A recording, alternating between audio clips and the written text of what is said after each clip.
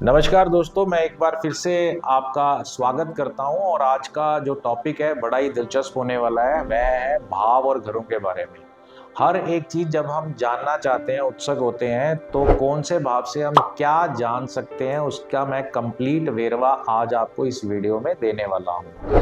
अगर हम बात करते हैं काल पुरुष की जन्म पत्री से, कुंडली से, तो पहला घर जो होता है वह लगन का घर होता है और लगन का घर जो है बहुत ही इंपॉर्टेंट घर होता है। लगन के घर से ही आप सब यह जान सकते हो कि आपकी मानसिकता कैसी होगी, उस इंसान का रंग कैसा होगा, उसका चरित्र कैसा होगा, क्या वह ओवर थिंकर है या नहीं है, उसका चाल चलन कैसा होगा, उसकी ओवरऑल जो पर्सनैलिटी है वो कैसी होगी, क्या वह अट्रैक्टिव होगा कि नहीं होगा, उसका देख दिखाव सब पहले घर लगन से ही पता लगता है। और लगन का घर जो है वह इम्पोर्टेंट घर भी माना गया है।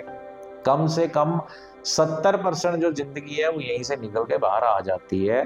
और अब जब हम दूसरे भाव की बात करते हैं, दूसरा भाव जो है हमारी वाणी का घर होता है, हमारे शब्दों का घर होता है। वाणी और शब्द अगर अच्छे होते हैं तो इसी घर को जो है धन का भाव भी कहा जाता है, इसी घर को परिवार सुख का भी घर कहा जाता है। और आप जो है यहीं से आप खान पीन को भी देखते हैं, बाईं आंख का भी यहीं से विमोचन होता है और दांतों का भी यहीं से पता लगता है। जब हम तीसरे घर की बात करते हैं तो यह पराक्रम का घर है, भाई का घर है।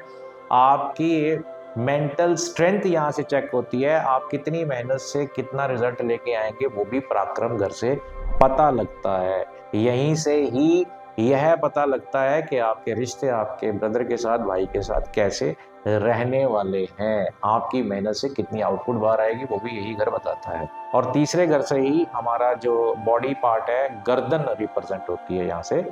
और जब चौथे की बात करते हैं, चौथा जो है हमारा सुख का घर होता है, माता का घर होता है, हमारी प्रॉस्पेरिटी का घर होता है, हमारी प्रॉपर्टी का घर होता है, हमारे घर द्वार गाड़ियां बंगले इन सबको फोर्थ घर रिप्रेजेंट करता है। मेंटल पीस भी आपका जो है वह चौथे घर से ही बाहर आता है, उसी से निर्णय लेते हैं कि आप कितने सुखी होगे जीवन के अंदर।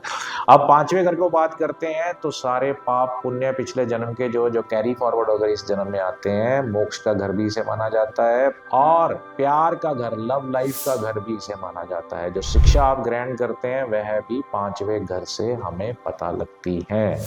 वहीं जब हम छवें घर में आते हैं तो छेवां घर जो है वह रोग का भी माना जाता है, ऋण का भी माना जाता है और शत्रुओं का भी माना जाता है।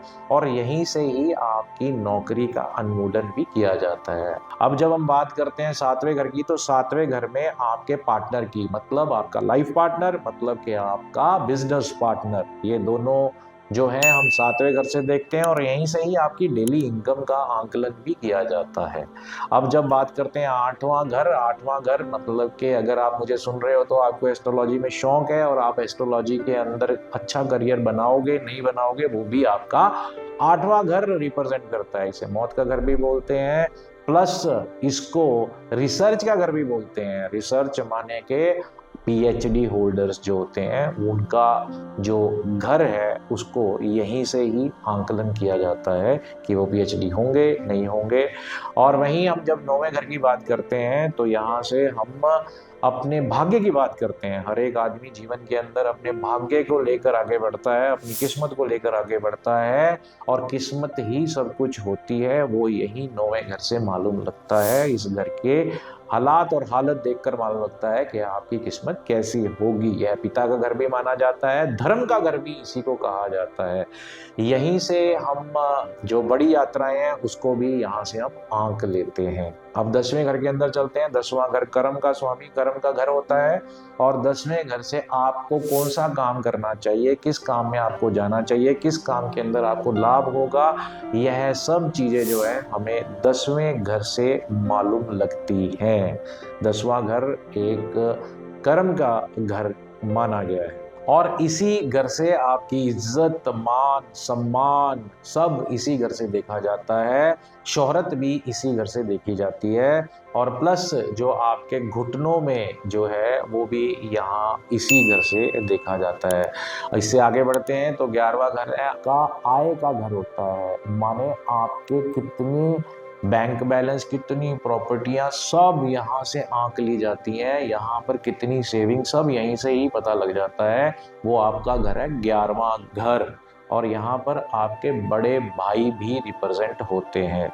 12वां घर जो होता है वह व्यय का घर होता है, खर्चे का घर होता है। आपको नींद सही से आ रही है, जेल यात्रा भी यहीं से देखी जाती है, देश विदेश की यात्राएं भी यहाँ से देखी जाती हैं।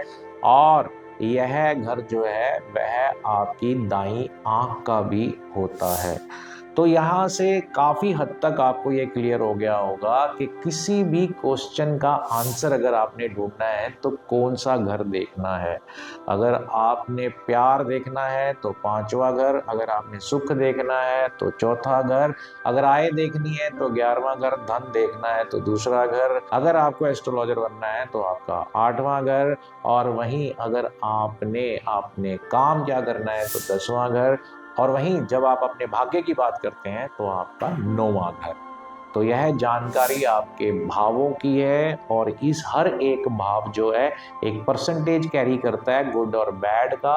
वहीं से आपको आंकलन लग जाता है कि यह घर क्या बोल रहा है। जैसे आपने सुना है ना, हर घर कुछ कहता है, तो कुंडली के 12 घर भी कुछ कहते हैं। जीवन जीने का नाम है, काटने का नहीं। मस्त रहो, व्यस्त रहो, आगे बढ़ो।